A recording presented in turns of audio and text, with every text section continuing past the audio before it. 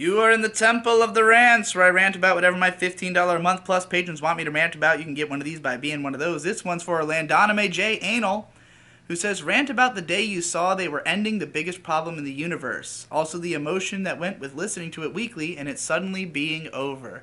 Oh man. It was pretty fucking rough, to be honest. Like, I loved that podcast. I had started listening to it from a pretty early point. I had definitely listened to the whole thing twice by the time it was over. I would listen to it while I played Dark Souls or Doom, and it was just like the perfect accompaniment. And I had been a fan of Maddox for a long time, not like a hardcore fan. I hadn't actually read his book until after listening to the podcast and becoming an even bigger fan of both of those guys. I bought both their books. I bought Asterios' stuff, I just generally enjoyed the show a whole lot, and I would listen to it every single week. I had most of my friends were into it, like I had gotten Endless Jess, Hypocrite, Devu, all listening to this regularly. I think other members of the PCP have listened to a bunch of it as well. So, we were pretty into it, and we would discuss the episodes and stuff. I wasn't really part of its fan community per se or anything, but yeah, I mean, I've been listening to it for the better part of 2 years, and it just suddenly was over one day. We had a couple recap episodes, and I'm not really the type to think too much into what's going on. Like, I didn't think that this was any cause for concern. Like the fact that they were having recap episodes, I just figured they were busy. Maybe one of them was launching into something, because I didn't think it was either of their main thing. So it was totally reasonable to think that they would need time off for one reason or another. But then, yeah, it just suddenly was the last episode. And the fact that Dick wasn't even there was like, huh, that's weird. That's weird that they would do it when he's not even there and not even mention him. So immediately I was very quizzical about this. And I don't remember if I was following Dick on Twitter before that point, but I definitely was following him immediately afterwards. Like, as soon as that happened, I wanted to know what was going on. But I distinctly remember, and I tweeted this as well, that as soon as I found out that the show was over, I went out and bought 4 bottles of alcohol. I bought a bottle of rum, a bottle of tequila, a bottle of gin, and a bottle of vodka, because I felt like I needed all of it. I needed all the 4 corners of the alcohol world. And, and so then not so much drama started coming out, but just finding out about Dick's, I'm just in it for the fans and the Skrilla thing, starting to come to the realization that the podcast had clearly ended,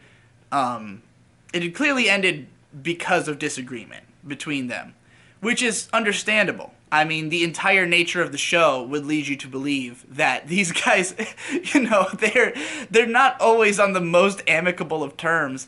And I had kind of picked up on, by that point, the fact that they weren't friends anymore. Because if, the first episode I had ever listened to was the one with Bro Downs, where they tell this story about being at a party together. So I had always been under the impression that this Dick guy was somebody who was one of Maddox's friends.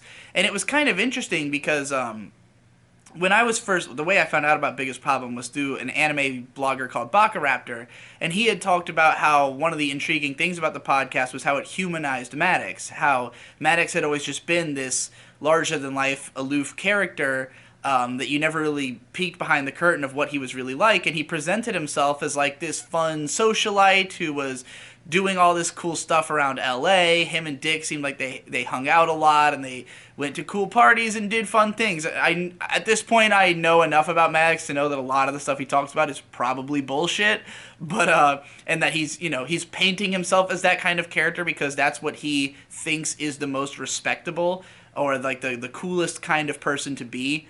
When the reality is that he spends a lot of time sitting inside playing Dark Souls and streaming. And but nonetheless, that impression wore away as the podcast went on. It was like you had this feeling that they didn't hang out anymore when Dick would refer to Maddox's friends and say oh yeah, you hang out with weird people and stuff like that. And it was okay, they never seemed to know what was going on with each other anymore. Like previously, they seemed to be working together a lot. After a certain point, it seemed like Dick wanted to put distance between the idea that him and Maddox were friends. And so I was kind of getting that sense. Maybe, seems like I was recognizing it earlier than Maddox did, since Maddox still acted like him and Dick were super close, even though, according to Dick, after episode 77, he had literally told him that their relationship was purely professional beyond that point. So, Maddox trying to act like they were buddy-buddy still is a little wonky to me. But yeah, so luckily, because I was following Dick on Twitter, Dick was very quick to say, like, I will have a new podcast out next Tuesday. Like, I think either that day or the next day, it was probably the next day, that Dick was like, yeah, I'm going to make sure I have something out by the end of next week. And sure enough, that Tuesday, Dick's show came out and Maddox's new podcast came out. So both of them were well, good, and ready. Dick wasn't ready beforehand. He just, he's capable of doing a show on short notice. Maddox, knowing the way he is, there's no way he didn't already have this thing in the chamber. I think probably he ended the podcast as soon as he knew that his next one would be ready to launch the next week, and added a bunch of theatrics in for the people who were involved, But, yeah, so they both launched their podcast.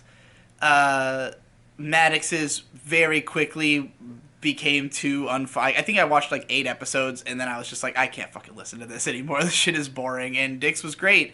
So the rest is history. I mean, it was definitely a blow, but it was a quick recovery since Dick's show was so good, and it picked up right where it had left off. And sure, it took a while before it was as good. Like, Biggest Problem had been such a unique spark, and back when Dick's show was about the hunt for the right co-host, it really, like, the quality of each episode more lived and died on which co-host was on, And then once it got to the point pretty quickly where he was doing solo shows with just him and Sean, that was when it started to really come into its own and, in my opinion, started to be better than Biggest Problem. So, yeah, that's the whole story, I guess.